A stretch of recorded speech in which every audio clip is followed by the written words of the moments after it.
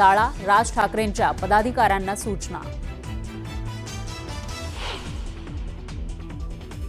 ती बैठक कुठे कधी झाली याची माहिती द्या, सुप्रिया सुळेंचं छगन भुजबळांना आव्हान। तर आंतरवालीतील दगडफेकीपूर्वी बैठका झाल्या, त्या बैठकांमध्ये पवारांचे आमदार होते, भुजबळांनी केला होता दावा। मुख्यमंत्र्यांचा फोन आला होता, यापुढे अशी वक्तव्य नको असे आदेश, मुख्यमंत्र्यांच्या सूचनेचं पालन करणार, गोपीचंद पडळकर यांचं विधान। पडळकरांच्या वक्तव्याशी सहमत नाही, मुख्यमंत्री फडणवीसांची प्रतिक्रिया। तर पडळकरांच्या वक्तव्याबाबत पवारांशीही फोनवर चर्चा झाल्याची मुख्यमंत्र्यांची माहिती।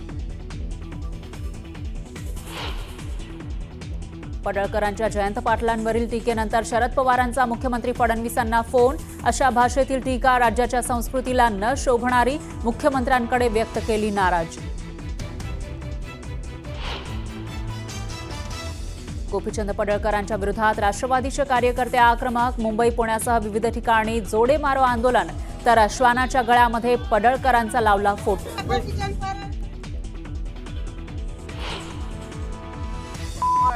म्हणून निषेध करतो, त्यांनी सांभाळून बोलावं, नाहीतर हा शिवसैनिक घरात घुसून मारल्याशिवाय राहणार नाही याची त्यांनी काळजी घ्यावी। शिवसेना आमदार राजेश मोरेंची संजय राऊतांना धमकी, आनंद दिघेंबाबत केलेल्या वक्तव्यानंतर राऊतांना मोरेंची धमकी। तर दम असेल तर मोरेंनी मारून दाखवावं, दानवेंचाही पलटवार। मुंबई अहमदाबाद महामार्गावर वाहतूक कोंडीमुळे 1.5 वर्षांच्या चिमुकल्याचा मृत्यू, तब्बल 5 तास वाहतूक कोंडीमध्ये अडकली रुग्णवाहिका।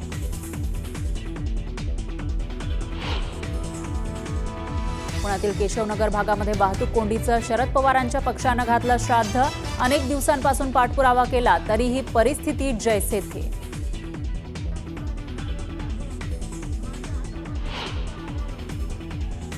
परीक्षा शुल्क वाढीविरोधात सावित्रीबाई फुले पुणे विद्यापीठामध्ये NSUIचा आक्रमक पवित्रा, भर पावसात विद्यार्थ्यांचं आंदोलन, शुल्क वाढ हा विद्यार्थ्यांवर अन्याय असल्याचा आरोप।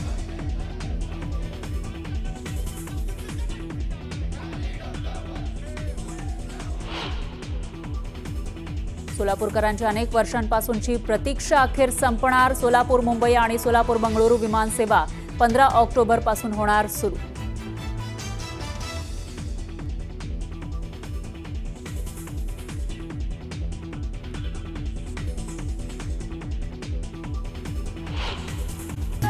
बुलेटिनमध्ये आता घेऊया बातम्यांचा वेगवान आढावा। नाशिकच्या मालेगावातील गिरणा धरण ओव्हरफ्लो झालंय, धरणाच्या पाणी पातळीमध्ये सातत्याने वाढ होत असल्यामुळे धरणाचे 3 दरवाजे उघडण्यात आले। गिरणा धरणातून सध्या 3714 क्युसेकने पाण्याचा विसर्ग सुरू आहे। बीडच्या आष्टी तालुक्यातील पेठपांगरा गावामध्ये झालेल्या ढगफुटी सदृश पावसामुळे तलाव फुटलाय, त्यामुळे शेकडो एकर शेतजमीन पिकांसह खरडून निघालेली आहे। त्यामुळे सरकारने तात्काळ नुकसान भरपाई द्यावी अशी मागणी शेतकरी करत आहेत। सोलापूर जिल्ह्यात गेल्या 4 ते 5 दिवसांपासून जोरदार पावसानं हजेरी लावली आहे, त्यामुळे फळबागांना मोठा फटका बसलाय। 13 एकरच्या द्राक्ष बागेत पाणीच पाणी झाल्यामुळे मोठं नुकसान झालंय। सोलापूर शहरातील द्वारकाधीश नगरामध्ये नागरी वस्तीमध्ये ड्रेनेजचं पाणी शिरलंय। ड्रेनेजच्या पाण्यामध्ये बसून शिवसेना ठाकरे गट आणि स्थानिक महिलांनी आंदोलन केलंय। पाण्यामध्ये बसून होडी सोडत महापालिका प्रशासनाचा निषेध केलाय।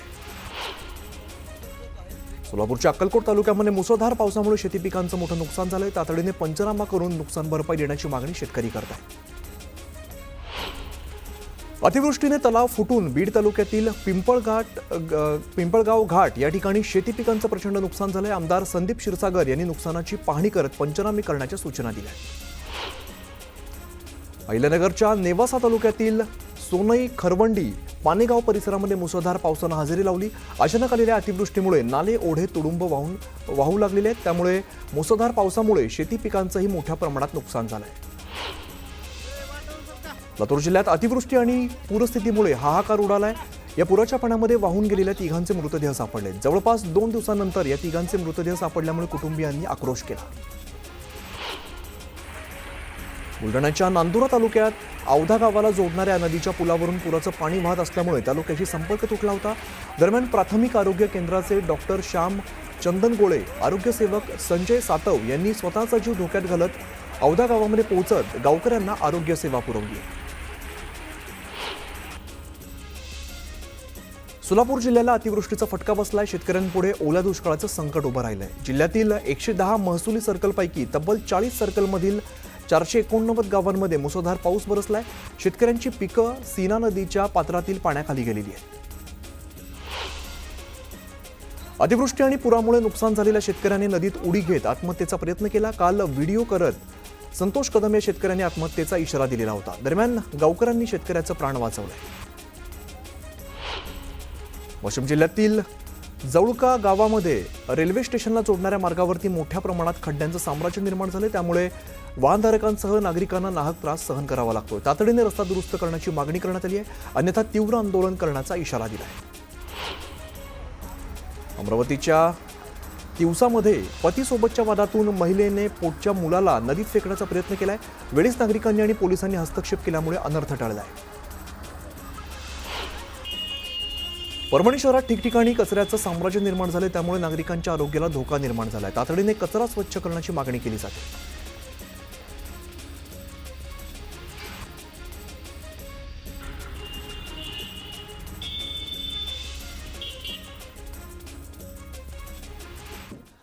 दरम्यान महत्वाची बातमी समोर येते. गोपीचंद पडळकर यांच्या विरोधात आंदोलन केलं जात आहे. घोषणाबाजी केली जाते. तिकडची आपण ही थेट दृश्य सध्या बघतोय. पडळकरांविरोधात जोरदार घोषणाबाजी केली जाते. हातामध्ये फलक घेत निषेध नोंदवला जातोय.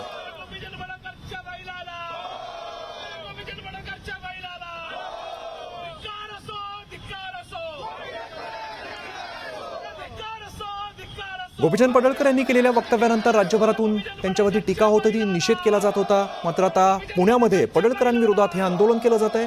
तिकडची थेट दृश्य आपण बघतोय. जोरदार घोषणाबाजी केली जाते. गोपीचंद पडळकर यांचा राजीनामा घ्या अशी मागणी या आंदोलकांकडून केली जाते आणि जोरदार घोषणाबाजी आपण बघतोय. पुण्यामधली थेट दृश्य. पुण्यामध्ये पडळकरांविरोधात हे आंदोलन केलं जात आहे.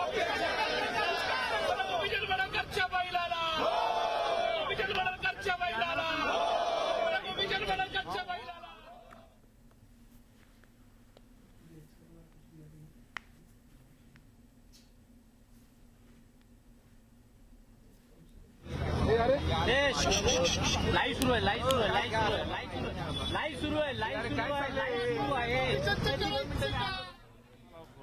युती आघाडी बोलायला मजा येत असतो आणि त्याच्यात अर्थ उरत असतो आणि म्हणून 100% ठिकाणी शिवसेना तयारी करणार याचा अर्थ असा नाही. कारण उद्या जर दुसऱ्याला सुटली एखादी जागा किंवा सोडली तर तिथं सुद्धा शिवसेनेच्या ताकदीच्या बळावरच समोरच्या पक्षाचा सुद्धा विजय झाला पाहिजे ही भावना उद्धवजी ठाकरे साहेबांची. आणि म्हणून याच्यात 100% ठिकाणी तयारी करणं हे कुठेही चुकीचं नाही आणि वावगं नाही. गोपीचंद पडळकर यांच्या बाबतीत गोपीचंद पडळकर यांनी केलेलं वक्तव्य आक्षेपार्ह वक्तव्य सध्या फार गाजत आहे. त्यांनी जयंत पाटलांबद्दल आक्षेपार्ह हे वक्तव्य केलं. मला वाटतं गाजतंय शब्द चुकीचा आहे. गाजणं याचा अर्थ वेगळा असतो. जी भारतीय जनता पार्टीची हीन प्रवृत्ती आहे, जी भारतीय जनता पार्टी साधन सुचितेच्या विषयी बोलते, याच भारतीय जनता पार्टीच्या लोकांनी 4 दिवसापूर्वी मोदींच्या विषयी बिहारमध्ये कोणीतरी बोललं म्हणून आंदोलन केले. त्याच भारतीय जनता पार्टीचे नालायक लोक कशा पद्धतीनं वक्तव्य करतात, लोकांच्या मोठ्या मोठ्या नेत्यांच्या घरापर्यंत पोहोचतात, वेगळ्या पद्धतीनं आई बहिणीपर्यंत बोलतात. म्हटलं भारतीय जनता पार्टीचं विखारी, अविचारी आणि जी मस्ती म्हणता येईल, मुजोरी म्हणता येईल, ही अशा वक्तव्यातून समोर येते. स्थानिक स्वराज्य संस्था निवडणुकांच्या आधी मागील 6 महिन्यात आतापर्यंत 14,71,000 मतदार आहेत ते वाढलेले आहेत. मागील काही महिन्यांपासून दिवसांपासून राहुल गांधी मतदार वाढले आहेत वगैरे या सगळ्यावर बोलतात. कालच मान्य राहुलजींनी ज्या पद्धतीनं मतदार वाढवणं आणि कट म्हणजे मतदार यादीतून कमी करणं अशा पद्धतीनं जे दाखवलेलं आहे, मला असं वाटतं या 14 लाख मतदाराची सुद्धा पूर्णपणे तपासणी केली पाहिजे. निश्चित आम्ही तशा पद्धतीनं गटप्रमुखांना सूचना दिलेल्या आहे आणि येणाऱ्या काळामध्ये मतदार यादीवर मला असं वाटतं एक जागरूकता मागच्या काळात ज्या पद्धतीनं भारतीय जनता पार्टी आणि निवडणूक आयोग यांनी एकत्र येऊन मतदार यादीचा जो खेळ खंडोबा केला आहे, वाटतं त्याच्यावर नालायक लोकांचा पक्ष आहे. हेच या ठिकाणी समोर येईल. पण दरवेळी त्यांना पाठीशी घालताना दिसतं तर. आपण पाहतोय की मागच्या 7-8 महिन्यामध्ये सातत्याने मान्य पवार साहेब, मान्य उद्धव ठाकरे साहेब, त्याचबरोबर या ठिकाणी जयंत पाटील साहेब यांच्यावर सातत्याने या पुढे तर जाऊन जितेंद्र आव्हाड साहेबांच्या माणसाला मारहाण करण्याचं काम हे गोपीचंद पडळकरांच्या इशाऱ्यावर झालं. सगळे स्टेटमेंट मीडियामध्ये असून सुद्धा या ठिकाणी फक्त आणि फक्त जातीचं राजकारण करण्याच्या नादामध्ये मुख्यमंत्री देवेंद्र फडणवीस हे या राज्याची वाट लावतायत असा आमचा थेट आरोप आहे. अरे भाजपचा पाळीव प्राणी गोपीचंद पडळकरचा, अरे भाजपचा पाळीव प्राणी गोपीचंद पडळकरचा, धिक्कार असो, अरे भाजपचा पाळीव प्राणी गोपीचंद पडळकरचा, धिक्कार असो. अरे भाजपचा पाळीव प्राणी गोपीचंद पडळकरचा. या ठिकाणी ज्या पद्धतीने मान्य देवेंद्र फडणवीस हे आमदार गोपीचंद पडळकरची बाजू लावून धरतायत हे निश्चित दुर्दैवी आहे.